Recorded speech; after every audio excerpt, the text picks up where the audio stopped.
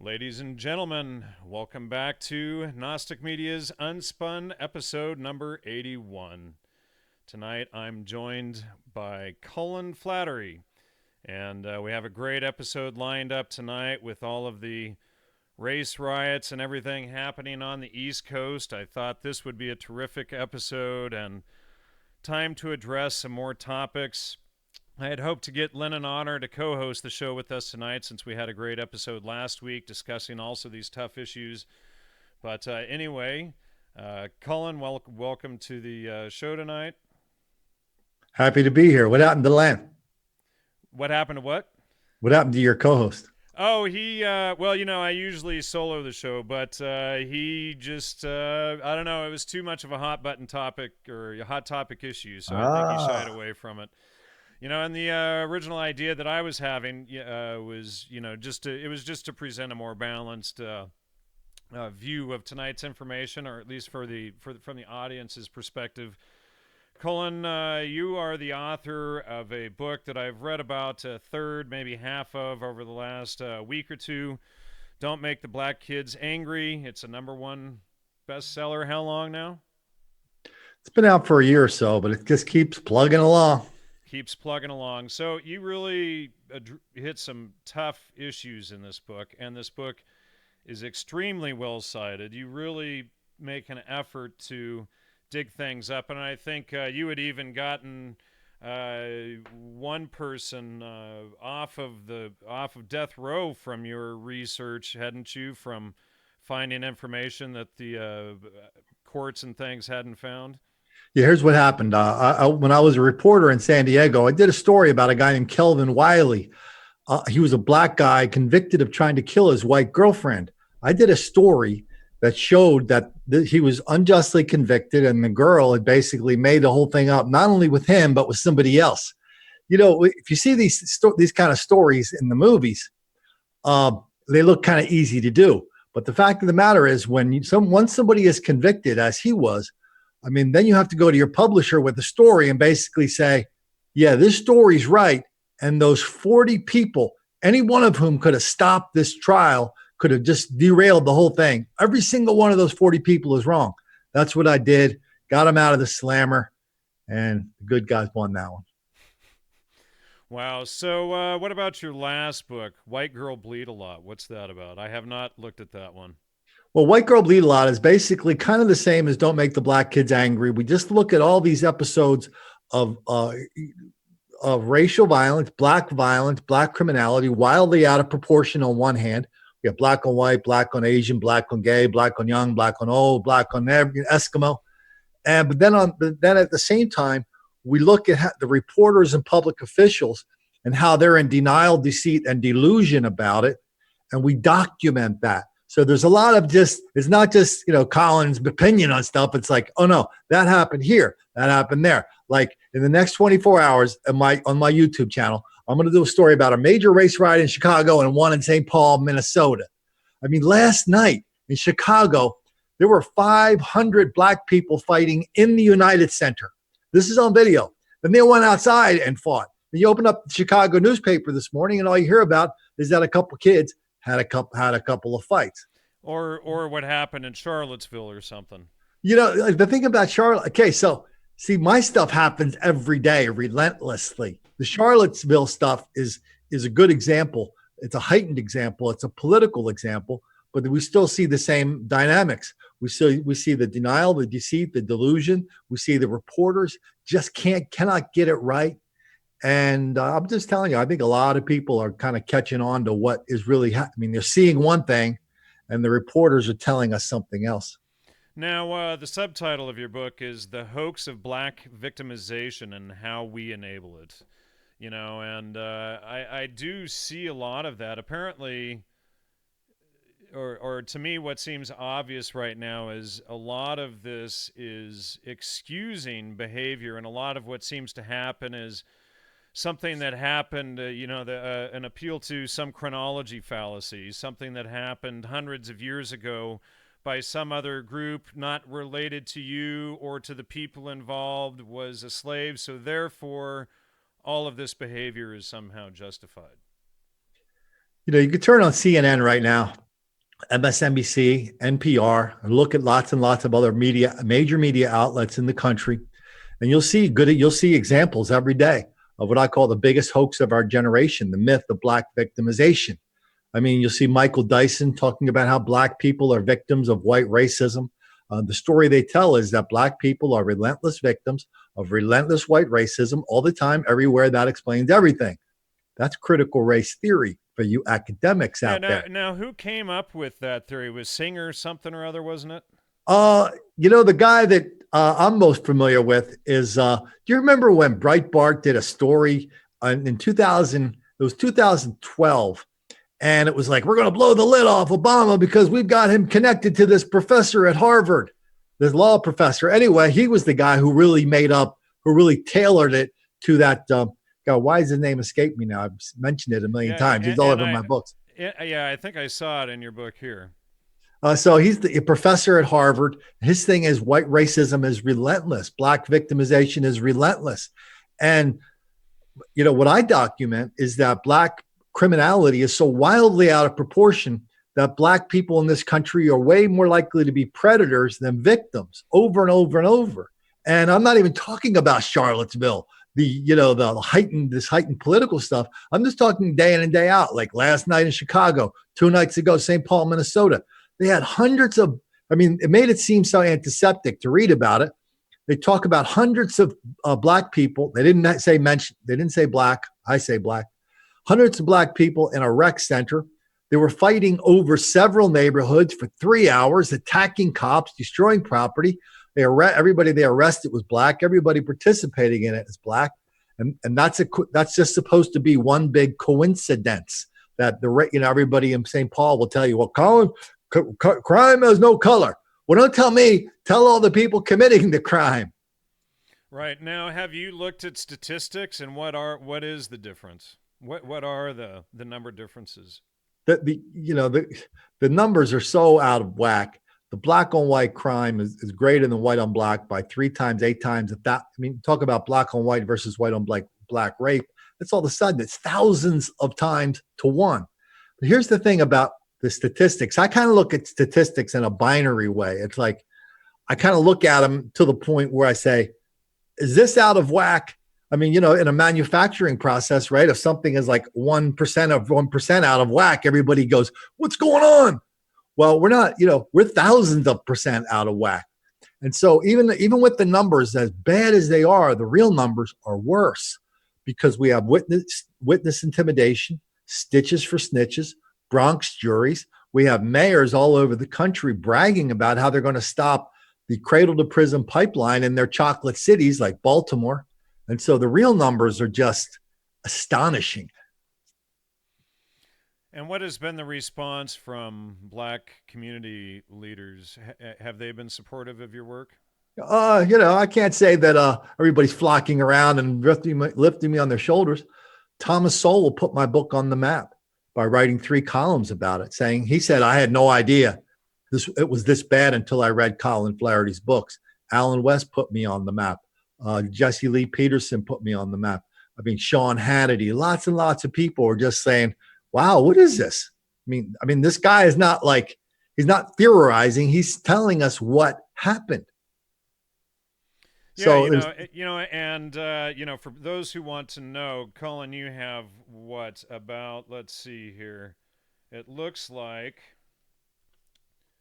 944 citations in this book for people to check out the news articles, the videos, the everything.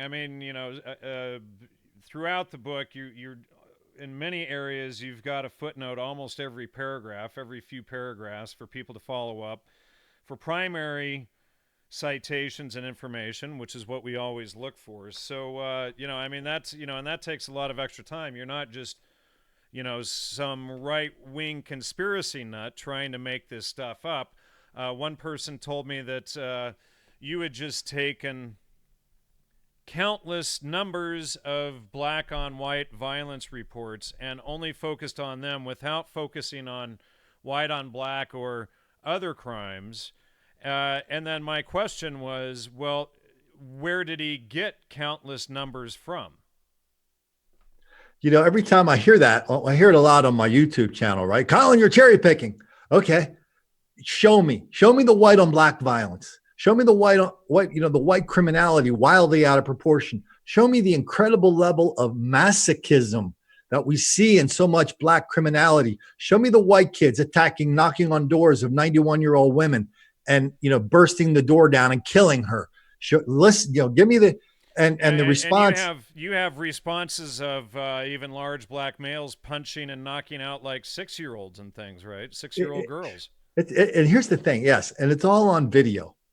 And the citations, almost all the citations lead to videos, because this is, there's such a mountain of denial out there. My attitude is, I don't expect one person to believe one word I said about anything. So I just link to videos. That's why my YouTube channel is kind of hot now, because it's all just like one video after another. And pretty soon it's like, yeah, those numbers, no matter what the numbers are, the situation is way worse. Yeah, and I just realized my mic volume was low. Sorry, everyone. I see your notes there. I hadn't looked up for several minutes. I apologize for that. Hopefully it's correct now. Jeez, man. And, and it's like so many settings to check every show. And I was hearing you fine. Well, apparently the audience wasn't, so hopefully they are now. All right, so, why do you have a copy of your book handy? Right here. All right. Would you mind reading chapter 1? I thought, that's a really good place to start off and kind of explain things. And then, maybe just grab a couple random reports to go through. So when you say chapter 1, are you talking about Louisville, or are you talking about the chapter that starts off, "It Just Won't Stop"? It just won't stop. When you asked me to read, I was going to read the last chapter. Maybe we can get into that later on. All right. Is that okay? Did you want to start with the last one and jump back? Yeah, let's do that. The last chapter is, because I call the last chapter the crazy one. Okay, this one's called "The Worst One," the one that almost got away.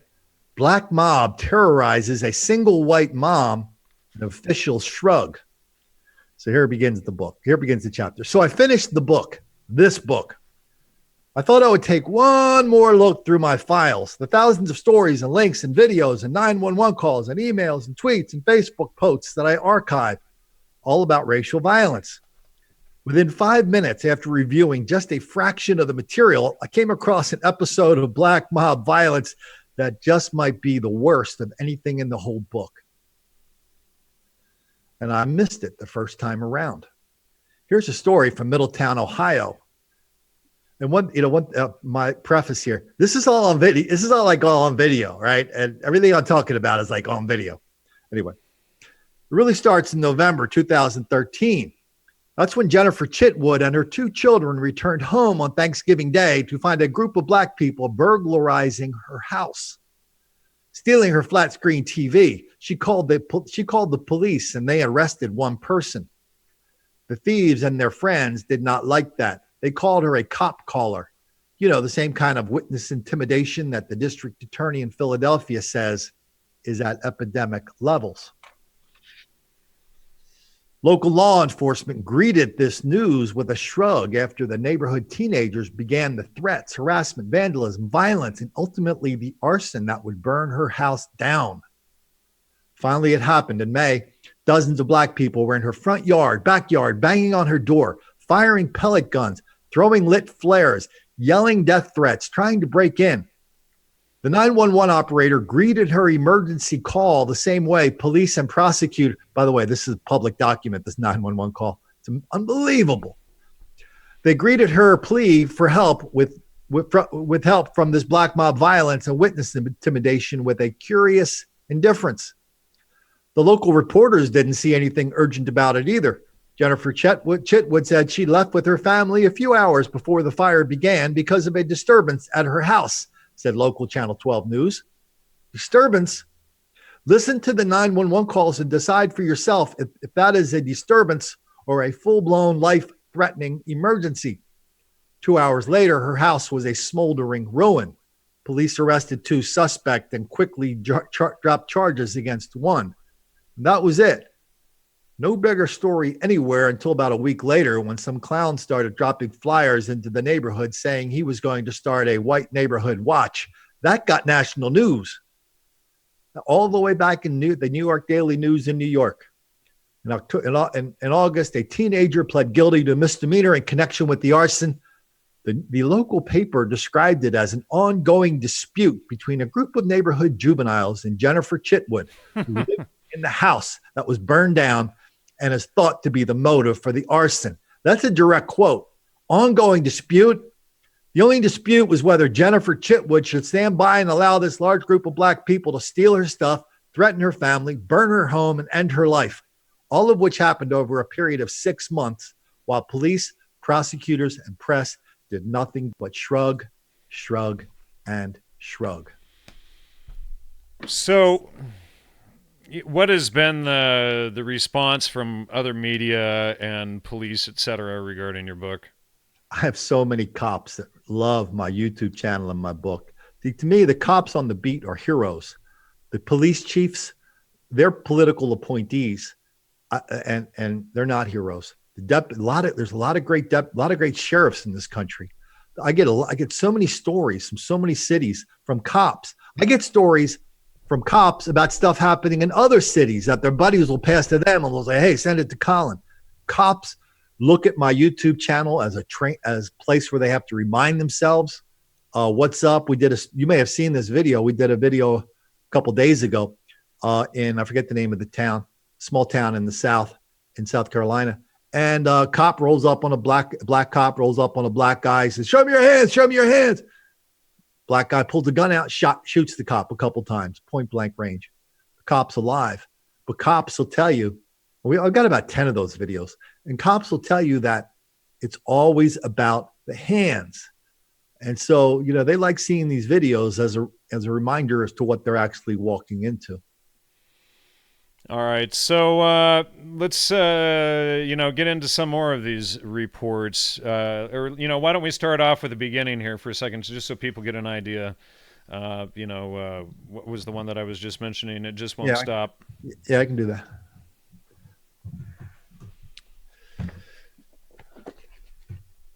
It's funny. It's fun to remember where I was when I wrote this stuff.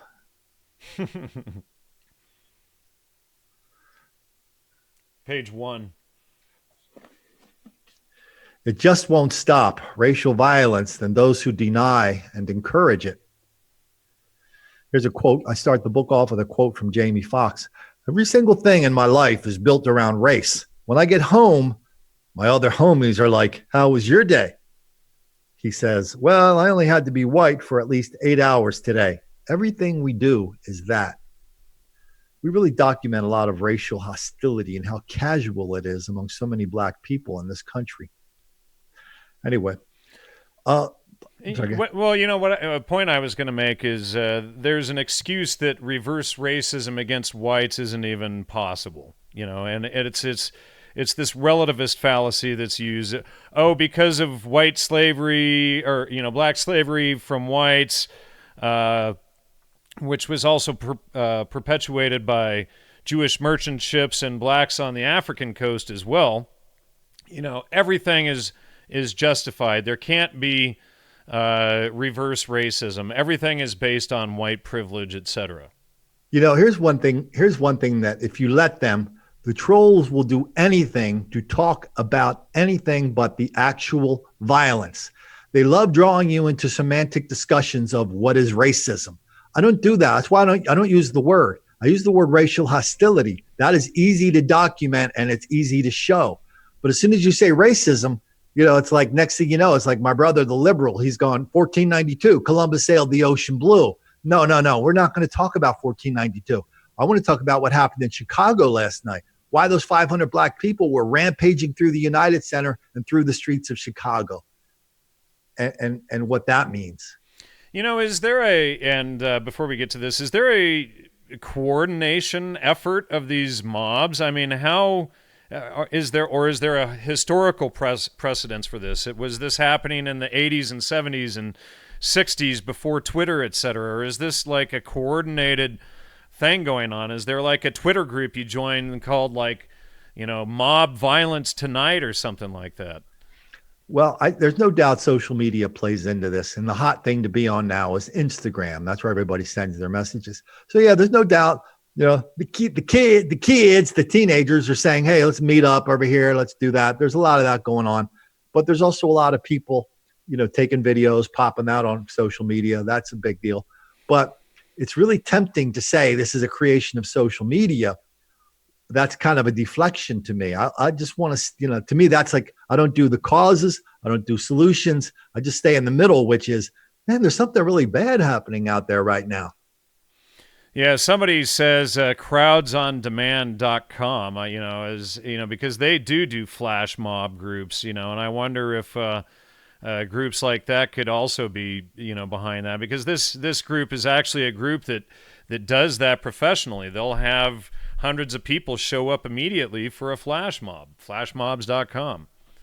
Well, a lot of times somebody will be at a party and everybody will say, let's go to Walmart and tear the place down. And so it doesn't take much organizing. It's just like people are it's very tribal. It's very tribal.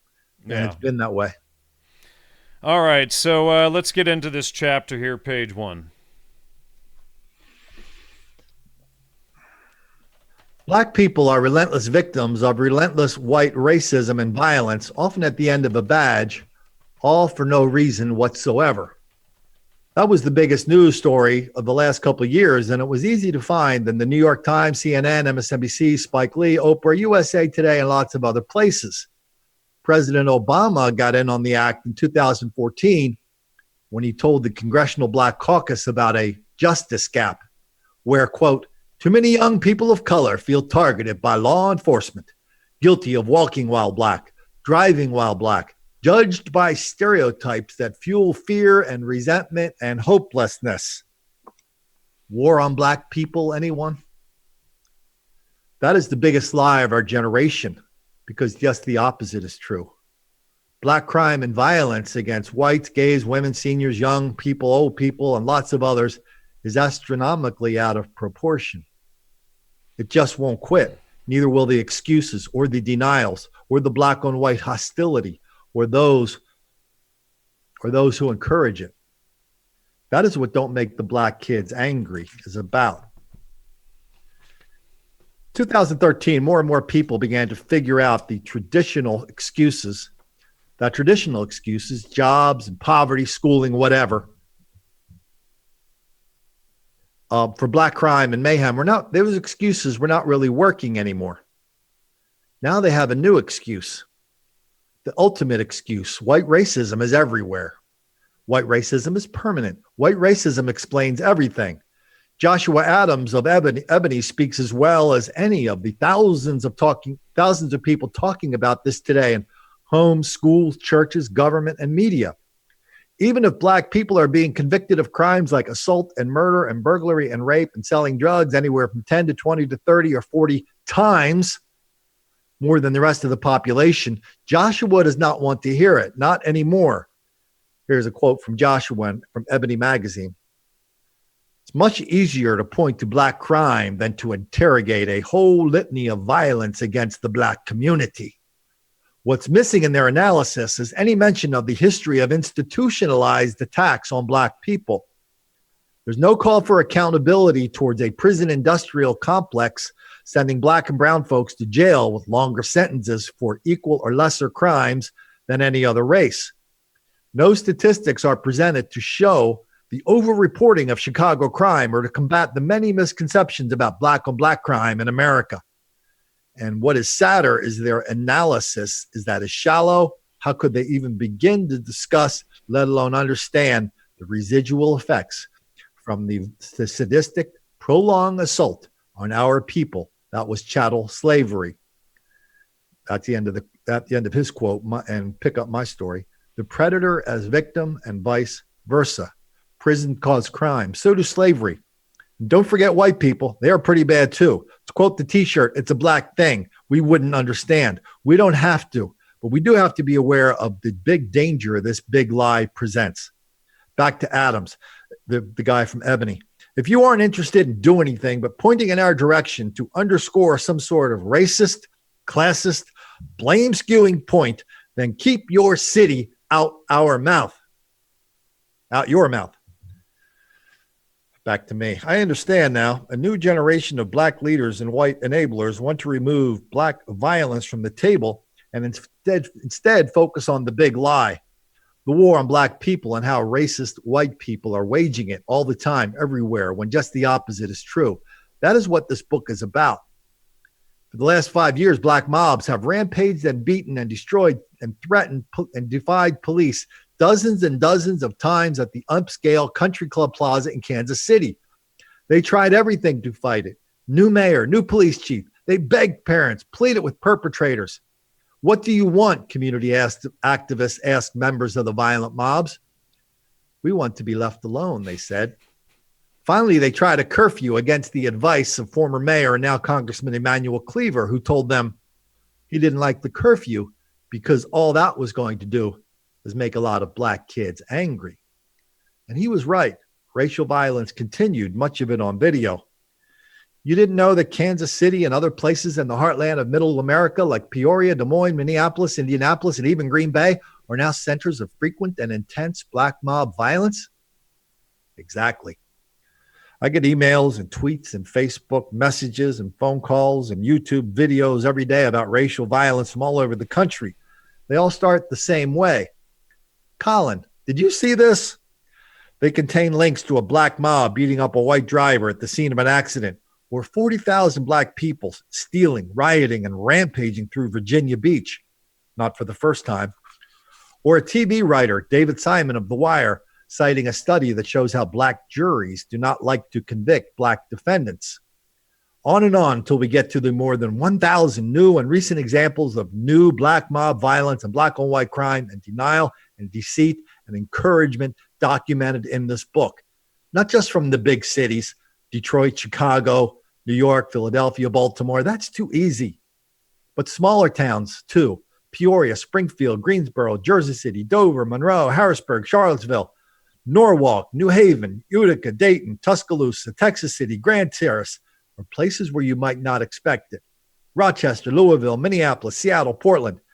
This book also documents black resentment, black hostility, and black racial consciousness that permeates every part of black media, black churches, black family, and black schooling, all of which helps answer a question I usually beg off, which is, Colin, why is all this happening? I still don't know. But in this book, we're going to learn where people do learn it is okay.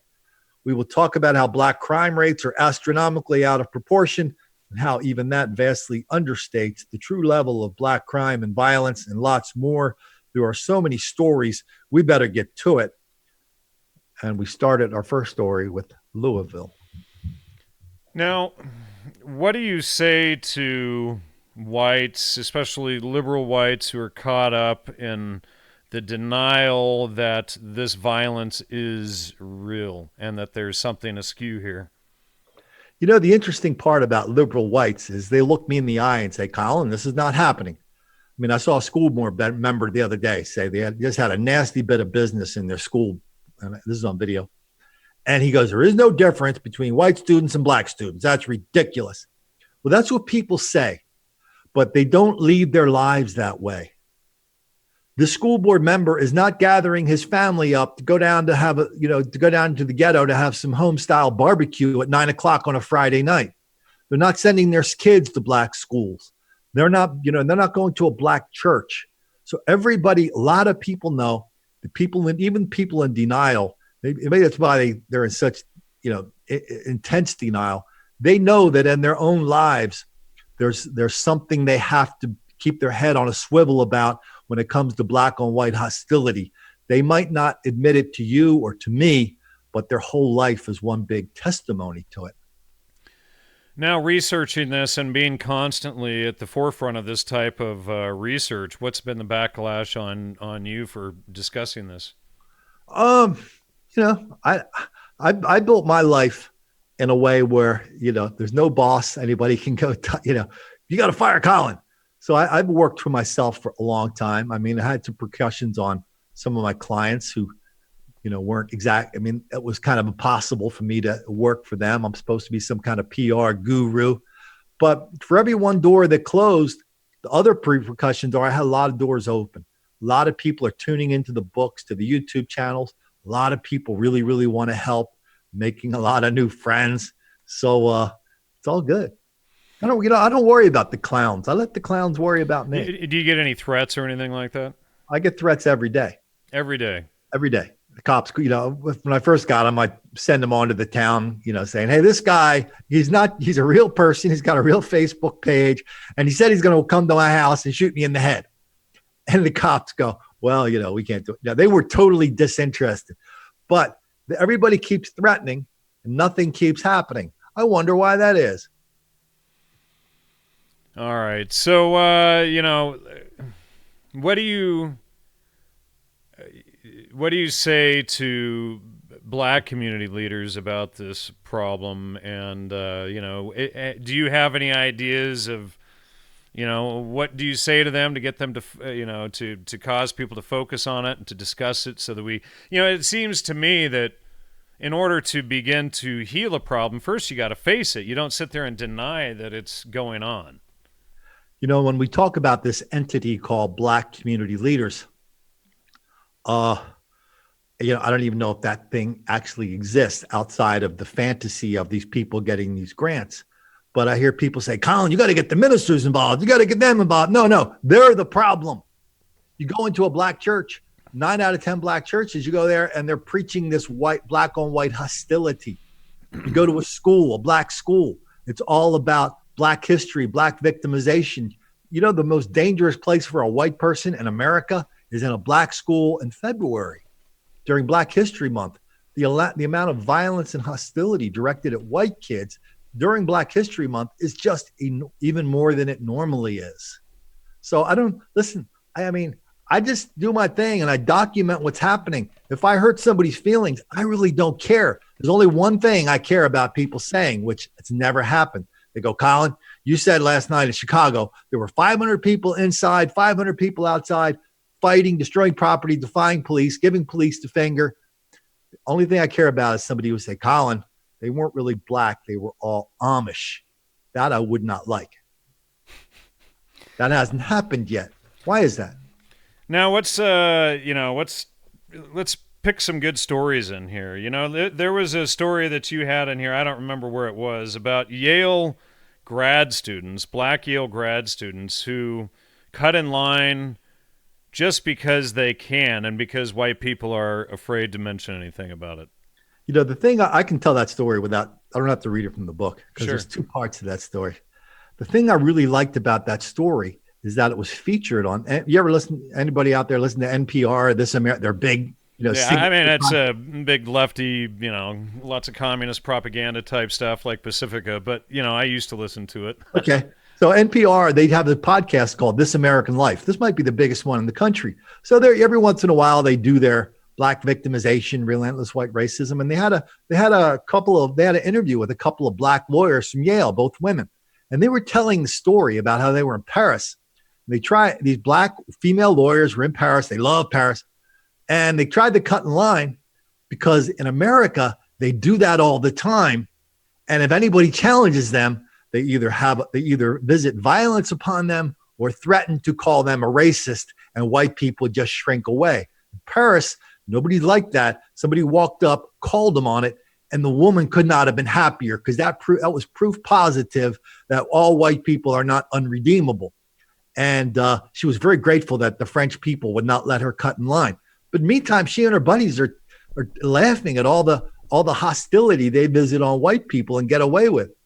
And the second part of that story from NPR was about a novelist. Her name is, I forget her last name. And the white people are somehow bad because they allow it, so they're flipping the victim as perpetrator again? Yeah, the white people are, we treat Black people like China dolls instead of going up to them and saying, hey, you're just like everybody else. No, they don't. I guess this lawyer was making the case that. Yeah, no, you won't cut in line. You'll wait in line like everybody else, And then the reaction would be, why don't you don't like Black people? Why is that? So a lot of people rightly, they don't feel like risking their career and their reputation by confronting a Black person in the middle of some nasty bit of business. The second And part of never mind the disrespect and abuse that's been being visited on everybody else because of these acts. never mind that one bit. And so the novelist named Adichie, the second part of this NPR story, love this one too. There's a novelist named Adichie. I think she's in her circles, she's pretty well known. So she was on NPR. She was telling her story. She came from Africa, ultra hype, one of these like ultra upper class families, the 1% of the 1% of the 1% down there. She comes to Yale and she's going to classes in Yale. And one of the students mentioned the word watermelon. All of a sudden, all the students in class, were talking to Adichie afterwards. It's like, why didn't you get mad when he said the word watermelon? She goes, I like watermelon. And that was her first introduction into this like faux rage that Black people bring into these situations like at Yale. But she kind of rejected it. But at the end of the book and at the end of every interview, she was kind of like, her conversion was complete. Now you see her on CNN doing the same thing that all those people did with her. She's totally down with the cause, totally ready to have this hyper racial reaction to any situation. I mean, I saw her on BBC the other day. Somebody said something and she just basically said, you're not a Black person, so you have no right to say that. So she learned her lesson well at Yale, this lesson of institutional racial resentment. Interesting. All right, so let's get back into this. What are some good stories you want to read for us here? You got any particular ones you like to refer to? I tried to put the stories, at least the first 10, in the order of what I thought were the worst ones. And while you're looking for one, I had read or heard from you or somewhere something coming up. Aside from Amazon and online retailers, 25% of malls are expected to close in the next 5 years because of Black mob violence. Well, I took the headline from a Bloomberg report of 25% of malls are expected to close. And I combined that with all these other stories I've done on Black mob violence in malls all over the country. I mean, between say Thanksgiving and Valentine's Day, every year I'm documenting with video like 50 examples of nasty business in malls and large scale Black mob violence, all on my YouTube channel. And the rest of the year, I do a lot of stuff on like organized gangs of Black people. They go into Victoria's Secret, all on video. They steal a bunch of stuff, run out, and the malls are really just targets now. And sometimes these things get so big, I kind of lose track of it. Like I've been keeping a file on Black violence in shopping mall parking lots over the last 2 months. I thought it would just be this or that. Because somebody told me that this neighborhood group was talking about it in my little mall. And this stuff's happening all over the country, that Black people are targeting white people in mall parking lots for some very, very nasty treatment. I just saw a story that'll be out on my channel in the next 24 hours. Black guy sees an old white woman loading her car full of groceries. He stops the car, gets out, grabs her purse. She doesn't let go, so he starts kicking her till she lets go. Every one of these stories I tell, of course, is the tip of the iceberg, and I purposely don't say, well, that's up. Black people kicking old white women in parking lot malls is up 27% from the year before. Because when you ask cops and law enforcement people to give some of these racial numbers, they don't want to do it. So you have to tease them out, but you also have to the power of convincing people what's going on is really in the videos. And it's, if somebody starts talking numbers, it's almost like, do you remember Professor Irwin Corey? No, I don't. He was a counterculture guy. Surprised you don't know him. He was a guy that was this whole comedy act, which was he would go in front of he had long stringy hair. He would go in front of a chalkboard and he would just start speaking gobbledygook about any subject that almost made sense and was very funny. And that's what happens when we get into these big debates about the numbers. All right, so you were getting to a story here. You know what? The one story that kind of sticks in my mind, I put this, I don't know why this one got kicked down to number 2, but I kicked it down to number 2 behind the Louisville story, but I like this one better now. It's from Rochester. The story's called Asians Bleed a Lot. black violence against Asians on an epic scale. And I quote an educator by the name of Janet Hale to begin the chapter. It is hypocritical to talk about equal opportunity because the system ensures never-ending advantages for white students. Okay, so we begin in Rochester. Sometimes black mob violence is too bloody, too blatant, too frequent to ignore, even for reporters. That was the case in June 2014 in Rochester, New York, where for years, recent immigrants from Nepal and Burma have been subject to more than 1,000 cases of black violence and racial violence, all from black people, all unreported in the local media until June, when the Rochester Democrat and Chronicle broke the embargo. Well, kind of, in its own weaselly way. Let's pick up the story from the Democrat and Chronicle reporter John Hand. He's talking about a young immigrant whose father, and just about everyone else he knows, have been the victims of constant beating, robbery, taunting, bullying, all from black people.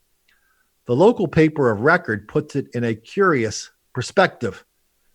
Let's pick up the paper.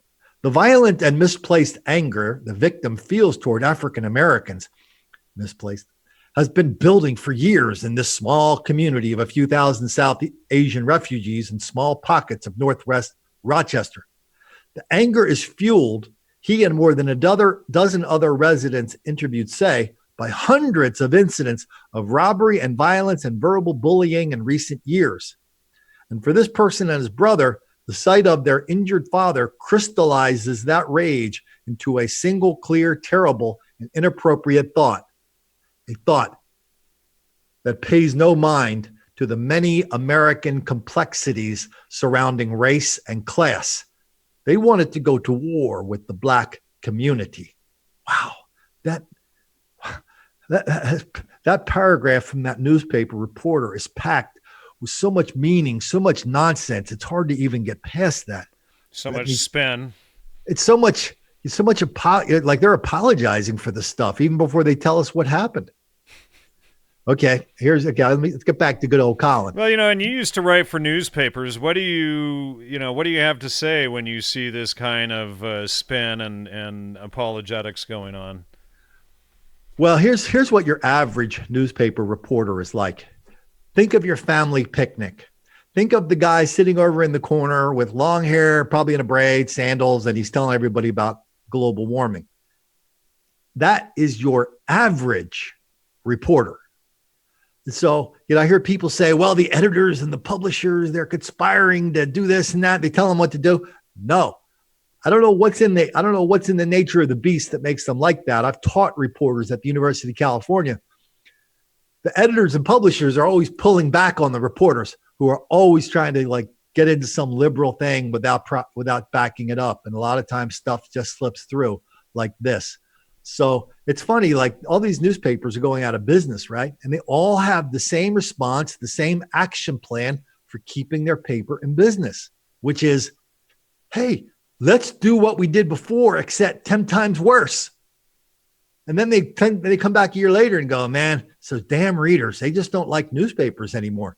Yeah, well, they don't like what you're putting in the newspapers. There's no doubt about that. Right. Well, when the Chandler family sold the LA Times, the first thing the LA Times did was fire all their investigative journalists, and started using the news wires. So, and then, of course, it's going to tank off the paper. But, it was still pretty slanted in a lot of areas. But, at least there was some halfway decent investigative journalism going on occasion.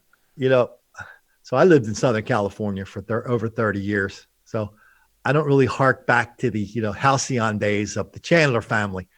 They weren't the worst newspaper in the country, but let's not have any illusions about what was in the LA Times for a very, very long time prior to the Chandler family selling out. Which was, what do you mean specifically? Those reporters, they were just your average liberal reporters, down with the cause of black victimization, down with the cause of white racism, I saw, if you can talk about environmental reporting, their environmental reporting was ridiculously one-sided until, when was it? A couple of years ago when the LA Times said, we are no longer going to publish letters to the editor or op-eds that present any evidence that global warming is a hoax. I mean, that's pretty. I mean, that they kind of formalized what they've already done about the same point of view for black criminality. And here's the official storyline. We're going with it. Don't send us any evidence contrary to the crap we're selling. I mean, you actually said that? They go, yeah, it's like, okay, you said it, not me. But so these were, the reporters are cookie cutters, the editors are cookie cutters, and they're all sitting there wondering what happened to their business and why those SOB readers really don't appreciate these brilliant liberal insights they're bringing to the news every day. They're puzzled. Yeah. All right. Puzzled when guys like you do a video cast. How does that guy get so many viewers? What's he have that we don't have? I mean, they actually talk like that. Yeah, and people who actually do real investigative journalism instead of reporting the AP Newswire. AP is probably the worst of all, right? I mean, it's kind of crazy what those guys put out on the wire. Well, and you just see this homogenization of the media. They just, take this stuff and repeat it and repeat it and repeat it. And who knows how many papers even fact check this stuff anymore. They just pump it out. They're trying to stay relevant, but they just won't change. They're polarizing more. They're going more left wing. They're trying to marginalize conservative people more and more. And who of course are the main group who would probably buy newspapers. That's the crazy thing.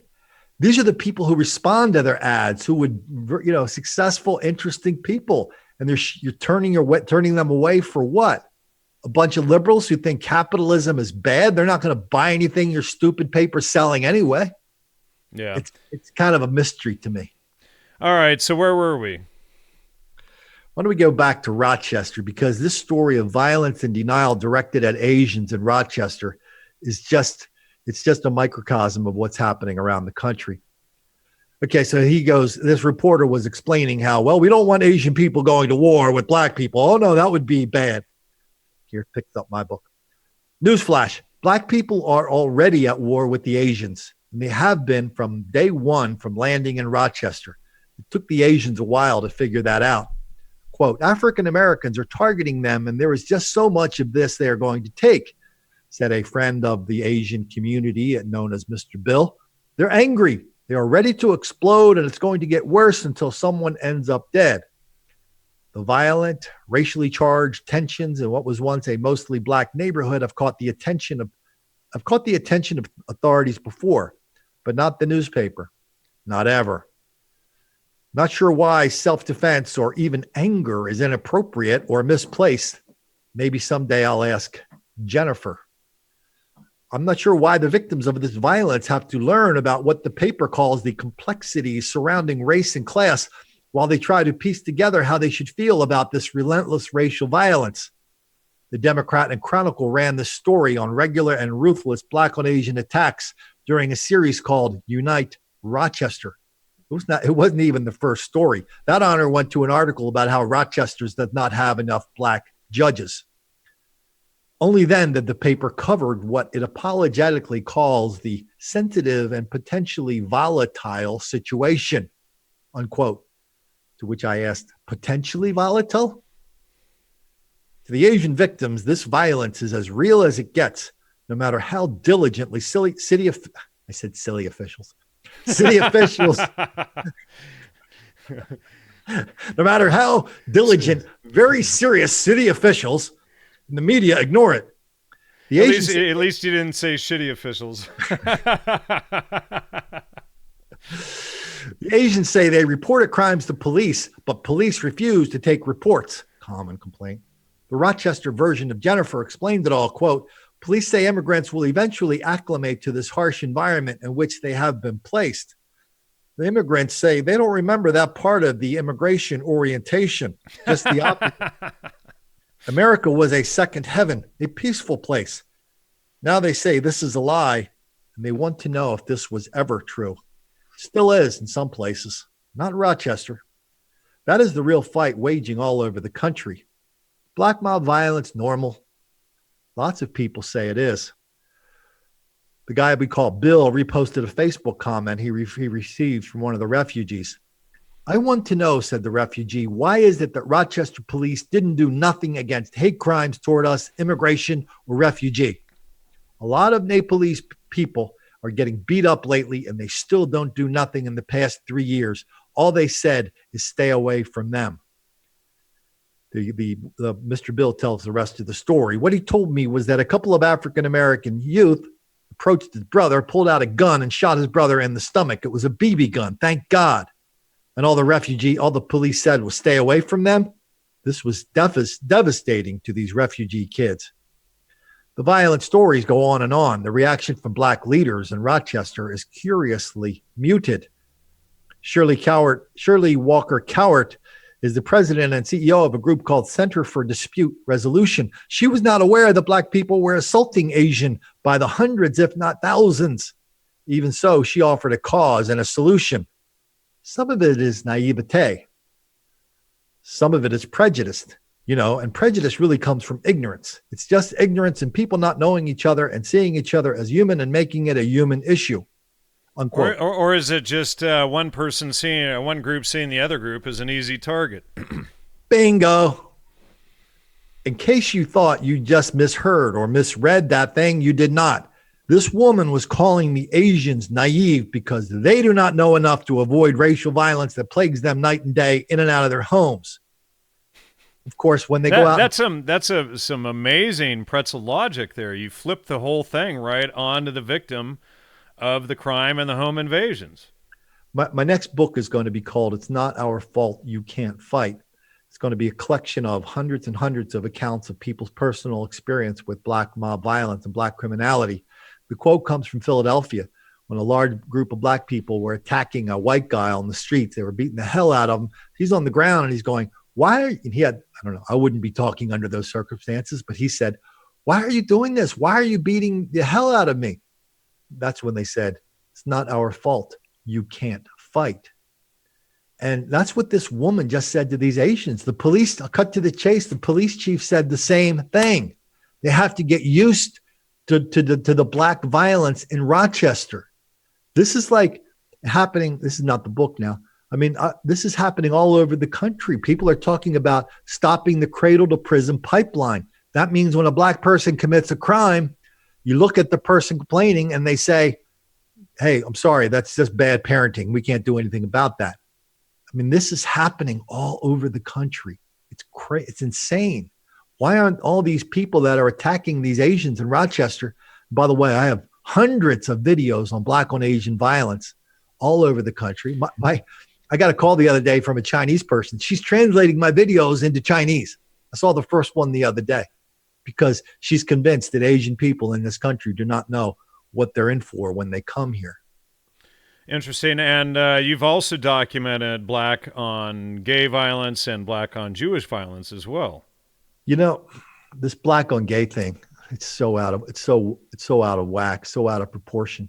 The gay people are so quiet. Well, and they would be the liberal groups, in fact, that would then turn probably and defend Black violence, that this isn't happening or something like that, wouldn't they? Yeah, the best place to deny. The best place to see this happening. There's a place called Wrigleyville or Boys Town in Chicago. Boys Town, funny enough, is the gay neighborhood of Chicago. They even have a website called just dedicated to crime and violence. I've done a dozen stories in the last year out of Boys Town where Black people rampage through, just go and beat the crap out of gay people. And when you look at their violence against Black gay people, they're like, every single one has been the victim of nasty business at the hands of other Black people. I mean, Black anti-gay sentiment and hostility is like part of rap and hip hop culture. I mean, there's no denying that. Ditto for anti-Asian views. Don't say that to African Bambaataa, who's in hiding right now for his pedophilia in the Black community or in the rap hip hop community. I'm very impressed. Somebody by the name of African Bambaataa. I've never heard of that guy. But. All right. So, and what about Black on Jewish violence? Where were we? I've done a ton of that on, every time like the New Yorker said I was a white nationalist and a bad person. said, man, for somebody who is exposed more than anybody in this country, is black on Jewish violence, black on Asian, black on Hispanic. I said, that's pretty weird behavior for a white nationalist. In Brooklyn, they got it's not the I don't forget what the next level is after Orthodox Jews. They're dressed very traditionally. I mean, these guys are targets every day up there. And they're a little section of Brooklyn. I think they call it Williamsburg. And I've been writing about that for a long time. And it's just, they don't know what to do about it. And and there's another. Sorry to interrupt you. There's the same within the Latino community going on as well, isn't it? I did you know what? Let me dot the T on. Let me dot the I. All right, go ahead. Sorry. Then I want to talk about that black on Hispanic thing. So there was a councilwoman in Brooklyn. She when she took office, this was like at the peak, right? And there's black on Jewish violence in her district. And she came in and she did a big Facebook posting patiently explaining to all of her Jewish constituents that, well, the black people are angry and hostile to you because they feel you're not sharing your success with them. This is the same woman that 2 years later was walking hand in hand with Hillary Clinton through that same area because she's such a big shot there. So this anti-Jewish thing among black people is palpable. You want to jet down to Fort Worth for a minute? So Fort Worth, about a month ago, I did a story about all this black on Hispanic. Well, I documented that a lot in the book, but some new ones. Black on Hispanic violence in Fort Worth, including murder. And some of the reporters were coming out and saying it. They're saying, yeah, it's all black people attacking Hispanic people because they have money, they work, they have cash, they don't use banks. Some of them might want to keep their business out of the law. And anyway, so that was like a huge story. I gave people context. Then a few weeks later, you see a picture of a video of a cop being attacked by a bunch of black people at a domestic disturbance. And all of a sudden, all the black people in Fort Worth are going, we need a commission on this. We need a commission on all the white people attacking all the black people in Fort Worth when they got it 100% wrong. It's the black people in Fort Worth who are creating enormous amounts of havoc. Even so, they have a commission in they're meeting right now in Fort Worth called the Commission on Race and Culture to examine all the ways that people mistreat black people in Fort Worth. I'm just telling you. So it's always enabling this behavior, and it's just taking away any responsibility for the act itself. It's saying everything and everyone else is the problem, but the problem itself. I don't see how anybody could put it plainer than what you just said, or more truthfully, or more obviously. And it's like playing out in front of us every day. So, really the point of this episode is just, to the audience who might be wondering what the heck is the point of this show, is just to bring awareness to each group, to each racial demographic that this is going on. If we have, blacks in denial of it, that's not going to help. If we have whites, Asians, Hispanics in denial of it, that doesn't help any either. The other groups have to stop enabling it and stop excusing the behavior and just say, well, they deserve to act this way because of something that happened 4 or 5 centuries ago. When I first started writing and speaking about this topic, what you said was exactly the purpose of the book. We're going to raise awareness. We're going to expose this ridiculous hypocrisy, expose this ridiculous level of criminality. But it was going to be mostly directed at media, right? Media and public officials. It's like, how do you guys ignore that? How do you're so eager to do stories about every black institution except black criminality. So that's a lot of that. But then as I started writing, I start getting emails. People started telling me these books and my videos are saving lives. It's like, we're not going to send our kid to that school like Temple University. Or we're not going to go to that shopping center because we know what it's really like there. So it's really operating on a lot of different and we're levels. not going to put our blinders on and just pretend that behavior won't happen and we'll be okay in these neighborhoods just if we turn a blind eye to it. I did a story about a guy who used to write for the Southern Poverty Law Center. He was one of the first people. He might have invented the term white privilege. So he moves to Oakland. He moves to Oakland as a family, a teacher. He's living like the Leave It to Beaver thing out there, but he lives in Oakland. He still thinks he can walk around Oakland because he's down with the cause. He's walking through one of a wooded trail in Oakland. A bunch of black people came upon him and killed him. So he thought he had some kind of hall pass from this black violence when he did not. We do a lot of stories. It's like it's like these gun-free zones and how people think that this magical line is going to stop bullets from flying or something. Oh, well, I'm for the cause. I'm down with the cause, so therefore no bad is going to happen. Man, there was a really nasty bit of business in a courtroom 2 months ago, and a guy is in there for murder. And the judge, he's been in front of the judge before. The judge looks at him, and she let him out on some really hard, like assault, really bad assault business. She looked at him and said, totally without self-awareness or self-consciousness, she goes, I thought you and I had a long talk about this. She's talking to a killer that she put back on the streets. And she was surprised that the killer wasn't soaking up every little word she said. Here's the thing, Colin, and just so you know, we're past showtime, so we can end at any time. There's still plenty of people watching and everything, but we're past the hour. If any of them have questions, throw them in too. Oh yeah, well, sure. If anybody has any questions for Colin, post them up and I'll read them. Sorry to take over your show. Oh, hey, no problem. But oh boy, what was I going to say here? I had a really good. We're on a roll about personal responsibility, and I was talking about the judge. I had a really good point. Oh well, and it was about the judge too. But here's what it is.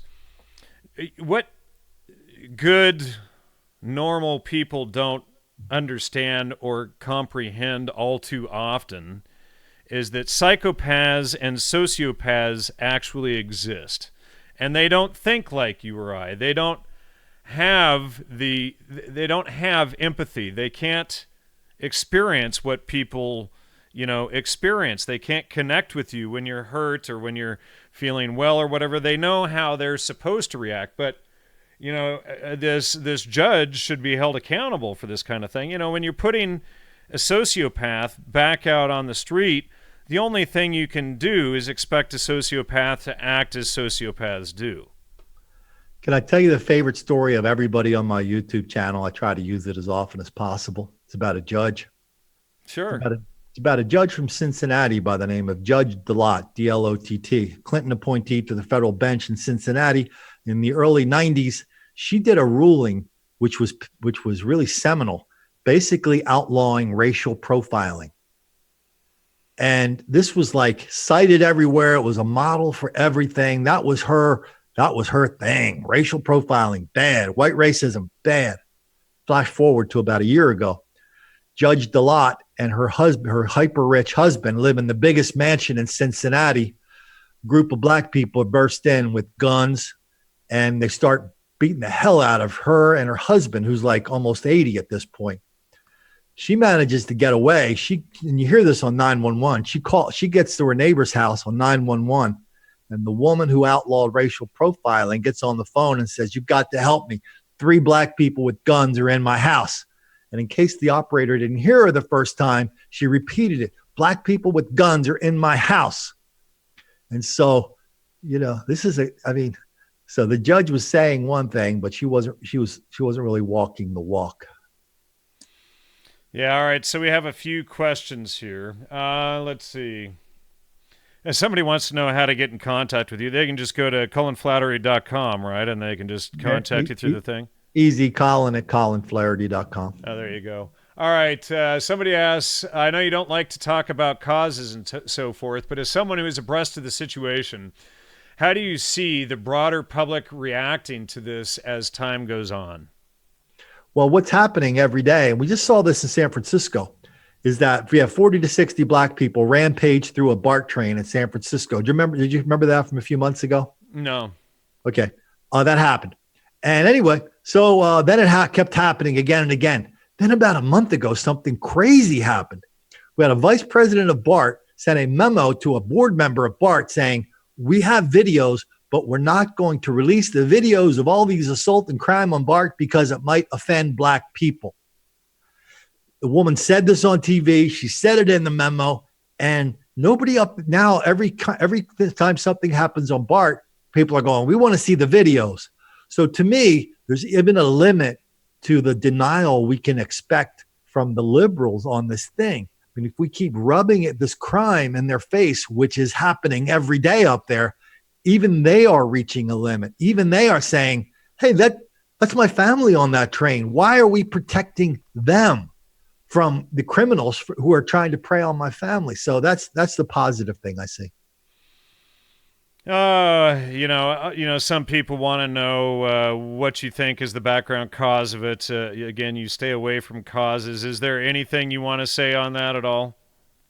Well, I think there's a lot of black on white racial hostility that people are learning in church, home, TV, newspapers, radio. There's a lot more than most white people believe. Easy to find them. All right. And, I don't know. I guess that's kind of it from the audience there. Let's see. I didn't word my question well. Anyway, that was somebody else. Anyway,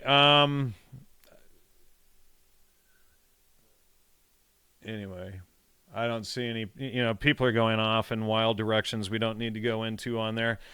Colin, thank you so much. Do you want to give out your website, contact information, tell people about your books, anything else major that we forgot to discuss during the show? No, we got all that, but I'm just telling you that my big thing now is I'm having trouble finding time to write books, spending so much time on my YouTube channel. So just look Colin Flaherty YouTube channel.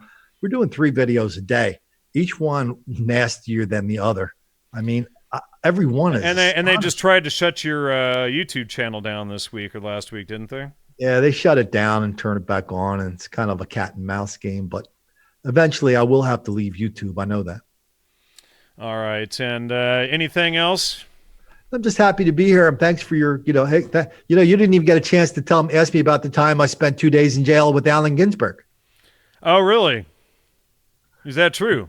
Yeah, it's true. Wow. Well, Allen Ginsberg is one of the CIA agents I have exposed many, many times. He was working with the Greenwich Village team and helping Tim Leary and Michael Hollingshead and Joyce Glassman, Jack Kerouac, William S. Burroughs. That was a nice little cell that they had going on there. But what do you want to tell us about it? Oh, anyway, it was just a sign of a misspent youth. When I was 17, I hitchhiked to the Republican National Convention when Nixon was being nominated. I thought Republicans were the embodiment of evil on the planet. So everybody was demonstrating. We got tear gassed, ended up in a cell. Good old for 2 days. Good old Allen Ginsberg.